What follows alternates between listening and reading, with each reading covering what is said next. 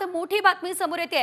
गेल्या अनेक दिवसांपासून नाराज असलेल्या छगन भुजबळांची नाराजी दूर झाली आहे का हा प्रश्न आहे। मात्र हा प्रश्न का निर्माण झाला आहे? कारण राष्ट्रवादीच्या अधिवेशनामध्ये छगन भुजबळ हे हजेरी लावणार असल्याचं कळत आहे। शिर्डीमधल्या अधिवेशनामध्ये भुजबळांची हजेरी असेल।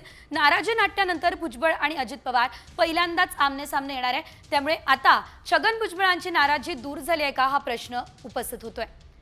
या संदर्भात अधिकचे अपडेट आमच्या प्रतिनिधी रुपाली बडवे यांच्याकडून घेऊयात। रुपाली, आपण पाहतोय गेल्या अनेक दिवसांपासून नाराज असलेले भुजबळ आता त्यांची नाराजी दूर झाली असल्याचं कळत आहे। कार्यक्रमांना उपस्थिती लावणार असल्याचं कळत आहे। मनधरणी करण्यात आली आहे का? काय सविस्तर अपडेट?